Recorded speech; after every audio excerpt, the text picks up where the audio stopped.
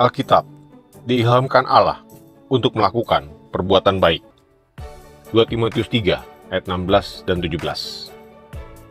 Segala tulisan yang diilhamkan Allah memang bermanfaat untuk mengajar, untuk menyatakan kesalahan, untuk memperbaiki kelakuan, dan untuk mendidik orang dalam kebenaran. Dengan demikian, tiap-tiap manusia kepunyaan Allah diperlengkapi untuk setiap perbuatan baik. Segala tulisan menunjuk terutama kepada tulisan Perjanjian Lama. Baik kita dewasa ini, kata tulisan menunjuk kepada tulisan Perjanjian Lama dan Perjanjian Baru, yaitu Alkitab. Alkitab merupakan berita yang asli dari Allah kepada manusia, dan salah satunya kesaksian yang tidak dapat salah mengenai kegiatan Allah yang menyelamatkan untuk semua orang. 1. Paulus menegaskan bahwa semua tulisan diilhamkan Allah, bahasa Yunani Theopneustos, yang terdiri atas dua kata, Theos yang artinya Allah dan Pneu yang artinya bernafas. Alkitab itu adalah hidup dan sabda Allah. Bahkan, sampai kata-kata dalam naskah asli, Alkitab itu tidak ada salahnya, benar sepenuhnya, dapat dipercayai dan tidak mungkin salah. Hal ini benar, bukan hanya ketika Alkitab membicarakan keselamatan, nilai-nilai etika dan moralitas, tapi juga tanpa salah tentang segala sesuatu yang dikatakannya, termasuk sejarah dan alam semesta. Perhatikan juga sikap pemazmur terhadap Alkitab dalam Mazmur 119 ayat 1 sampai 176. 2. Para penulis Perjanjian Lama menyadari kenyataan bahwa apa yang mereka katakan kepada umat dan apa yang mereka tuliskan adalah firman Allah yang disampaikan kepada mereka. Berulang-ulang, para nabi mendahului perkataan mereka dengan, "Beginilah firman Tuhan." 3. Yesus Kristus sendiri mengajarkan bahwa Alkitab adalah firman Allah yang diilhamkan hingga bagian yang terkecil. Ia juga menegaskan bahwa semua yang dikatakannya itu diterima dari Bapa dan benar adanya.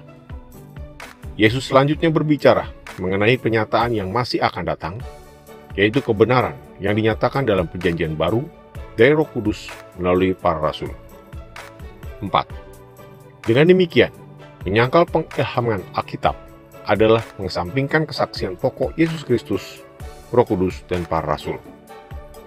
Lagi pula, membatasi atau mengabaikan fakta bahwa Alkitab tidak mungkin bersalah, menghalangi kekuasaan ilahi. 5. Dalam karya pengilhaman oleh Roh-Nya, Allah tidak melanggar kepribadian penulis, tetapi menggerakkan mereka sedemikian rupa sehingga mereka menulis tanpa salah. 6. Firman Allah yang diilhami adalah ungkapan dari hikmat dan watak Allah, dan demikian dapat memberi hikmat dan hidup rohani melalui iman kepada Kristus. 7. Alkitab adalah saksi Allah yang benar dan tidak salah tentang tindakan penyelamatan manusia dalam Yesus Kristus.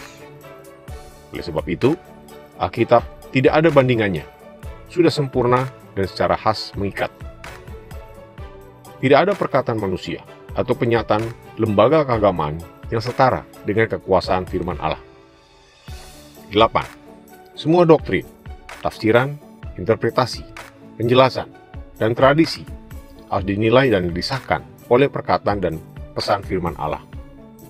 9. Firman Allah harus diterima, dipercaya, dan ditaati sebagai kekuasaan terakhir dalam seluruh hal yang berhubungan dengan kehidupan dan kesalehan.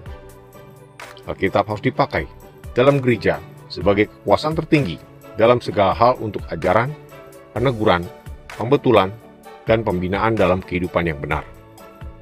Kita tidak dapat tunduk kepada ketuhanan Kristus tanpa tunduk kepada Allah dan firman-Nya sebagai kekuasaan tertinggi. 10. Alkitab hanya dapat dimengerti apabila kita mempunyai hubungan yang benar dengan Roh Kudus. Roh Kuduslah yang membuka pikiran kita untuk memahami maknanya dan memberikan kesaksian batiniah mengenai kekuasaannya. 11. Alkitab harus dikasihi, dihargai, dan dijaga oleh semua anggota gereja yang memandangnya sebagai salah satunya kebenaran Allah bagi dunia yang hilang dan menuju kematian kekal. Tak seorang pun boleh menambahkan sesuatu kepada atau mengurangkan sesuatu dari Alkitab. 12. Akhirnya, kita harus perhatikan bahwa pengilhaman yang tidak ada salahnya berlaku untuk naskah aslinya saja. Jadi, apabila mendapat sesuatu yang tampaknya salah dalam Alkitab, maka kita harus ingat adanya 3 kemungkinan berhubungan dengan masalah yang nyata, dan bukan berpikir bahwa penulisnya telah melakukan kesalahan. A. Salinan yang ada dari naskah asli mungkin tidak tepat seluruhnya. B. Terjemahan dewasa ini dari teks Ibrani atau Yunani mungkin salah. Atau C. Pengertian atau penafsiran kita mengenai teks Alkitabiah mungkin kurang atau salah. Ingatlah, Alkitab diilhamkan Allah untuk memperlengkapi kita untuk setiap perbuatan baik. Kiranya Tuhan Yesus memberkati.